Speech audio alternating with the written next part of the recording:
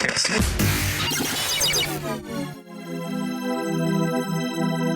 demystify what goes on behind the therapy room door. Join us on this voyage of discovery and co-creative conversations. This is the Therapy Show, Behind Closed Doors podcast, with Bob Cook and Jacci Jones. Welcome to episode 5 of the Therapy Show, Behind Closed Doors, with myself, Jacci Jones, and the wonderful Bob Cook. Hello. Hello on this wonderful evening. It's a bit cloudy over here. Yes, it is here as well, but it's been a very hot day.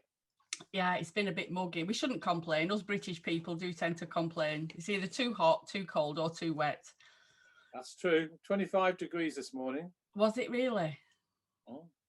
So, episode 5, and I think what we were going to look at today was the working relationship. Yeah, so one of the most important concepts in psychotherapy. And from the get-go, the major objective of a competent therapist is to really go for a working relationship. And what I mean by that is a working relationship with the therapist and the client, one of trust, safety, security, understanding, basically so that the client can feel secure with you and able to peel back the layers of her psyche so that she can work with you to help the whole process of understanding and cure. It sounds very deep, Bob, when you put it like that. I'm sure we all do it in the room as psychotherapists, but when it's kind of like driving, when you break it down and look at what actually goes on in a therapy room, it's quite in depth. Well, it is. It takes 4 years to train, so it must be. Yeah, it's two. Basically, you're correct. It's two humans meeting, but one is a psychotherapist and there's the client. Now, of course, we've got a co-created relationship, but the client will come in very apprehensive. I'm not saying that the therapist isn't either, but they will be very apprehensive. They'll be feeling vulnerable. It's their first time, maybe. In the therapy room, and they're not going to really trust the therapist without some reason to trust them. In fact, many clients come with the whole issue of not trusting and being hurt in relationships, and so they don't do it on purpose. No, but they actually usually set tests in many ways for the therapist. So the therapist has to prove themselves to the client in many ways. Now, it's not like that is stated, but I believe it's an unconscious process. Yeah, me too. And I'm not sure whether it's happened with you, but I think I've definitely felt like I am being tested at certain times by certain clients. 2-3 years down the line, still there's, I don't know how you can get trust from somebody. It's a slow process. It doesn't usually happen in the first session. Yes, we can make it feel safe, talk about confidentiality and structure and all those things, but sometimes it's a slow burner building trust. Being on time, turning up, the communication that goes on inside the room, all those things. Even if you have to cancel a session, it can be a big blow to some clients. Absolutely. And why would a client, or why would the person trust this person they don't know anyway? Yeah. Now, they may, from a great part of themselves, desire to trust the therapist because they think that's what they should be doing, or that's the way to get better. But I do think the therapist has to earn the trust of the person sitting in front of them. Yeah, 100%. And whether it's the first time or they've been to see somebody else, it's the first time that, I've been with them in that first session. And like you say, they don't know me from Adam. Having said that, I think it's curious that I don't think I've ever actually been asked if I'm qualified. Well, It's not like they come in with a checklist and say, are you insured? Are you qualified? Are you this? Are you that? Or the other? It's not that kind of a test. It's kind of a subconscious rope that you have to jump over to prove yourself somehow. Yeah, and it usually comes from the vulnerable part of the client. Yeah. It doesn't really come from the here and now adult. It comes from the younger part of the person in front of you. Yeah. So it's usually unconscious, out of awareness, and you hit on something. Turning up is very important. Yeah. Accounting for the other person is very important.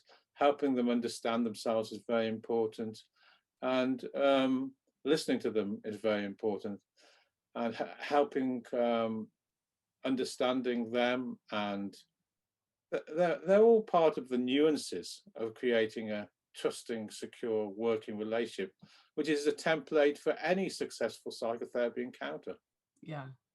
I think one of the things that I always come back to when people ask me, what my day job is and what I do, and I say, I'm trained in transactional analysis, and they say, oh, what's that? And I say, it is what it is on the tin. It's analyzing transactions between human beings. And that, to me, is really important.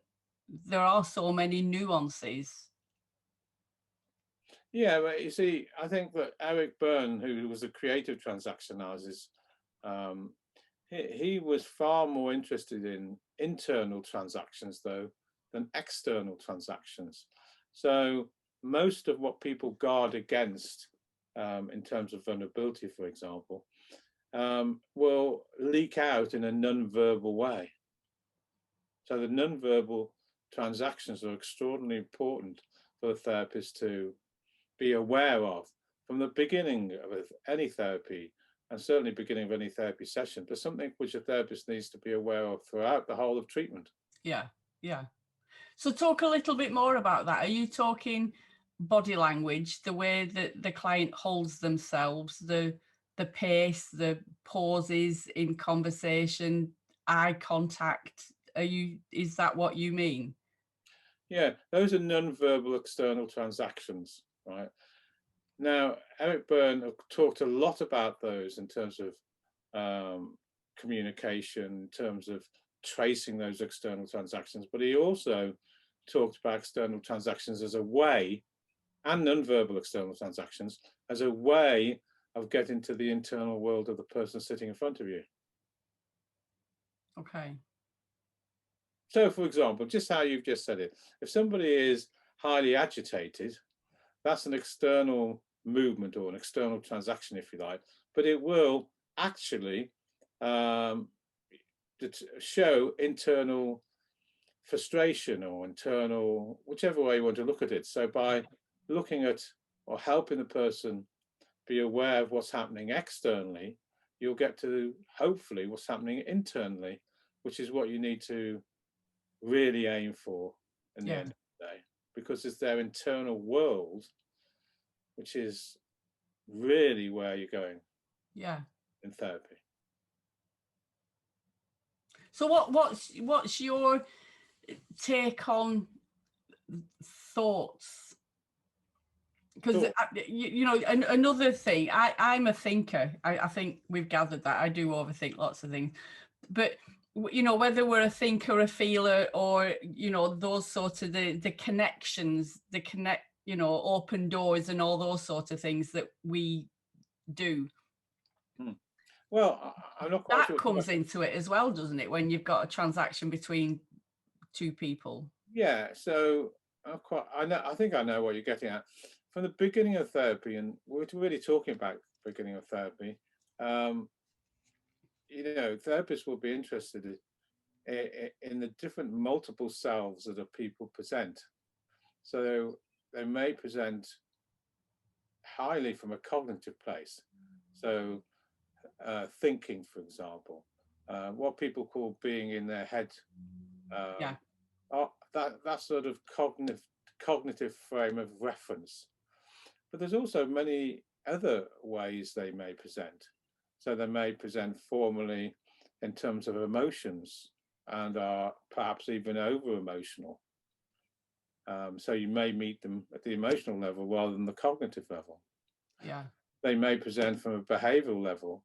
So what you'll see is a lot of external behaviors, which really, as I said, denote internal processes. Yes. So you might help them be aware of the behavioral channel. Also, another way people might present is through physicality. In other words, you might want to do massage or something which attends to their physical discomfort.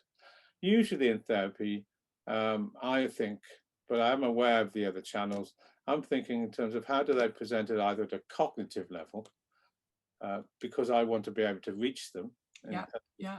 Creating that working relationship I'm still talking about. Yeah. Or their emotional world. So, a lot of the sentences will be around feelings, not thinking transactions, because I want to come across their, in terms of their emotional world. So people transact from different parts of themselves, which we might want to call terms of reference if you want to. Yeah. But it's very important, because unless you can go with their terms of reference or go with how they present, then you might miss them in the first place, and B, you may not get into their story internal world where you need to go. So it is important to pay attention to how they present at the beginnings and go with that level of attunement, not go with what they're not presenting. Yeah. And I think attunement is a really good word in that, because that is a true connection when we're attuned to the other person, whoever the other is. Yeah, so you can attune at different levels. So we're here at the beginning of therapy again, because I'm talking about how to cultivate a working relationship right at the beginning of therapy, which will be the template throughout for treatment and enable the person to feel secure and safe to go to the vulnerable places they often need to go to deal with the trauma and hurts that they're bringing to therapy. So when we attune in the sense of working relationship and connection, we need to attune, as I said, not only at the cognitive level and meet them there, but also at the emotional level, as I said there. And another level I'd like to talk about in terms of attunement is what we call a rhythmic level. I talked about that physical level. So all of us have different rhythms of change. We may slow down, we may speed up. So the therapist needs to be aware of that in the service of attunement, in terms of how they then pace the therapy. So that's another level of attunement. Yeah. And it's interesting that when, there has been times I've been in a session with somebody and I've felt hurried up, even though it's not been spoken in the room, but I've had to kind of make a conscious effort to take a breath and just slow down, because I'm kind of picking up, I don't know, a rush from the client, or anxiety, or something is shifted in the room, and I found myself holding their pace as opposed to sticking with my own. So that's often called containment in the business. We help them contain emotions or their over emotions, and we often do that by slowing down or speeding up to their pace or their levels of attunement. But they're all ways to build up a working relationship between yourself and the client, so you can help the client feel calmer, more settled, more secure, more safe for the real therapy to begin. We haven't really got to the real therapy yet. This is the building up, the template for the working relationship. Now, of course, that may take a long time.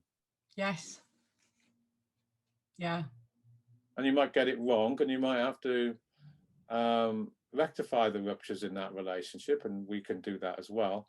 And it may take more than 1, 2, 3, or 4 sessions, but that is the most important process to build up a working relationship of safety and security with the client, and the client to feel safe and secure with you. Otherwise, real therapy will not happen. No. What will happen most likely is adaptation or pastiming.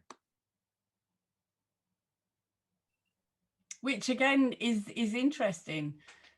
You know, from my experience, I don't want to say a lot of clients, but there have been, you know, a fair few clients that have come in and on the first session just literally offloaded everything. And it, you know, it's been difficult for me to respond to it without breaking their thoughts and what they're kind of saying. And that can go on for 2 or 3 sessions sometimes. They're just telling me their whole story. Now, at one level, that is good in terms of they feel able to do that with you. At another level, a therapist might take that as a signal that they aren't very protective of themselves, because they're telling a stranger they don't know all their vulnerabilities in the first 20 minutes, 30 minutes, second section, third session, and inside they haven't got a very good or healthy, is a better word, healthy protective system, so they just blurt everything out. Well, yes, I can understand what you're saying, but I wouldn't say that what they're offering is their vulnerabilities. Sometimes it's a lot about the other person, whoever the other person is, whether it's their husband that, you know, does the reading, or he does this and he does that and he does the other. So for me, sometimes I feel like they're doing that to guard from me going a little bit deeper about them. They're quite happy to talk about the other person and how bad the other person treats them, and you know, they're narcissistic and they did, you know, and it's kind of like, I'm going to throw all this stuff at her so she doesn't come close to me. Yeah. Yes, I can understand that, and I find it interesting they would do that with a complete stranger without first of all getting to know the therapist in front of them. And what that shows is happening at an internal level. Now, you're right, some people come to therapy, they are so wound up that they are just like a pressure cooker ready to go off, and that's fine, but I think the therapist then is in the game of containment and helping them slow the person down, because otherwise I don't think it is that protective. Or the way I think about it anyway is terms of healthy protection internally. I know people can come to therapy, and I understand that process. Usually, actually, the reverse is what with trainees often talking about. You know, when a trainee comes in and says, "What do I do when somebody just comes to a session and says nothing?" I can remember. I was going to say I still don't like silence, but I have got used to silence. Silence in the psychotherapy room is actually very loud. Yeah, deafeningly loud. Yeah, on purpose usually. Yeah. Now that's another way of keeping you at bay. Yeah. It's very powerful, actually, to sit in a room and say nothing with somebody. Yeah, and of course that means everything's being said. Yeah. At another level. Yeah, yeah. No, I don't want to go too deep into it. Sometimes I get, you know, the sense that they want me to inquire and ask them things as opposed to just sitting in the silence. And I would jump in, you know, when I first started as a psychotherapist, and fill that silence with something. I understand that. I think I think I could write a book on the use of silence in the psychotherapy room. But one of the relational needs, of course, I think, is the importance for the other to initiate. And I do think that silence can have a very punishing effect unless the therapist takes hold of the process and inquires what's happening in the silence. Yeah. So having said that, is there a limit as to how long you let the silence go on? Is there a cut-off point? Well, you see, it depends where you're trained in. A psychoanalyst might leave that quite a long time. Somebody who's trained in person-centered counselling might well also leave that a very long time because they're following the client's processes. Transaction analysis is more directive psychotherapy in a way, and I think most people trained in transaction analysis would inquire perhaps more quickly than, say, psychoanalysts would, because it's a more directive model. Personally and professionally, of course, I believe that I wouldn't wait too long, actually, because I would say I am much more likely to move. I can't give you how long, but I'm very likely to ask, especially in the first sessions. Again, it would be, if we're building up a working relationship, what's happening at the moment, what's happening internally as we sit here. I wonder what's happening for you, and not leave it too long. Yeah. Now, I know there's many things we could say on the other side of that, but that's my professional style. Yeah. I think, like you say, it depends what kind of came before it, I suppose. You want to say a little bit more about that? In what way? What do you mean? Well, I know we're talking about the first session now, but sometimes,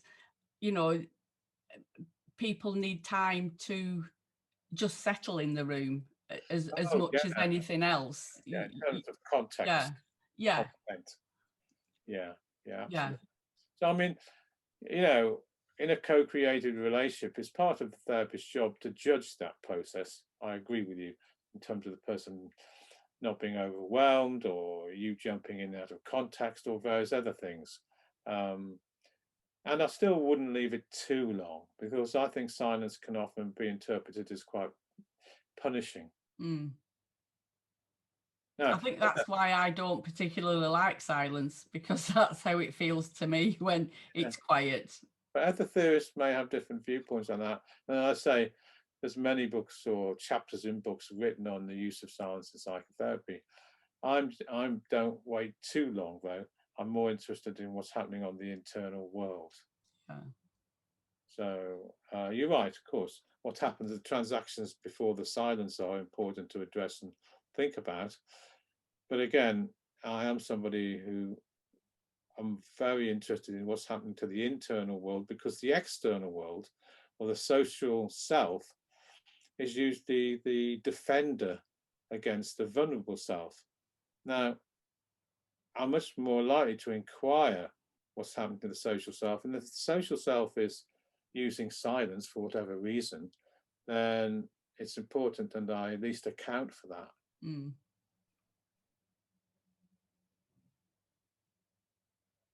Yeah.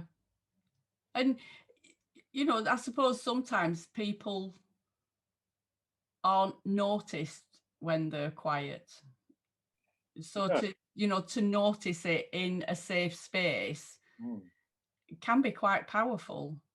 Oh, extraordinarily powerful. If you think, a lot of the clients we see come from a place where they have hidden their real self. And the self that you see is usually a social self. Yeah. A social self could be a very quiet social self, but that quietness could be a very adaptive part. So actually, for someone to account for them can be actually, maybe overwhelming and frightening. And also, at the same token, they may never have had somebody who before was accounted for them and asked, well, what is happening in the inside for you? as we sit here? Yeah. Is it okay if I inquire? Yeah. Now, they might say no, but I think it's important to put it that way around. Yeah. 100%. Yeah. And it's that sense of being seen by somebody is, I think, is really powerful.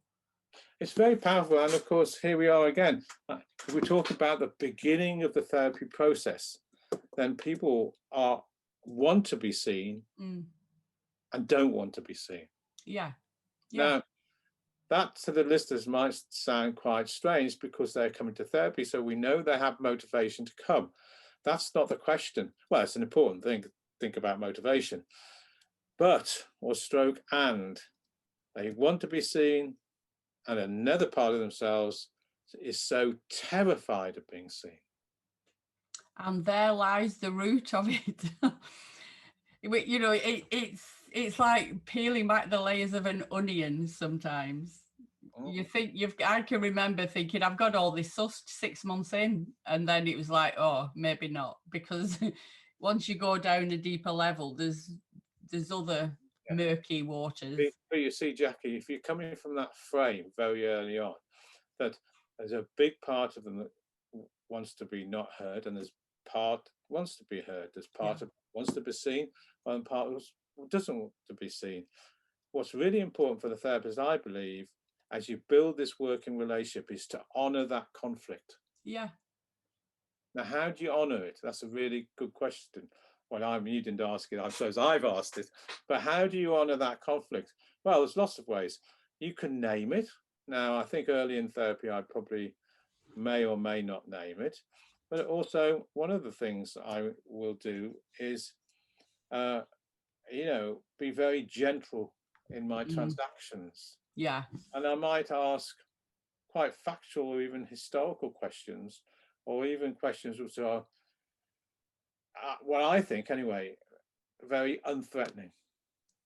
So we start to build up a relationship which is more trust. So, for example, I might say, let's look at what brought you to therapy, or tell me a little bit about what you want for therapy, or sort of very sort of what we might call assessment general questions. Yeah. So we might focus on cognition, for example, to get to options and goals, and just talk in that sort of sense. It would be far too soon, and I think it would shatter a working relationship right at the beginning, if you suddenly started to delve into the two parts of the self. Yeah. And like you say, unless there's that working relationship already, forming, at least, it can be quite shaming when a person feels like they've been seen somehow. Yeah, well, it's kind of like, geez, they know what I'm thinking. Absolutely. I had somebody today, I know it was an assessment, first time I've seen her for half an hour, and she sat there, and I just saw a little girl who was sitting there, and I was so acutely conscious, well, how do I meet this person without her feeling even more humiliated and shamed? So therefore, that's the question. How do we do that? Why I did that was to go fairly cognitive in my question and say, hello,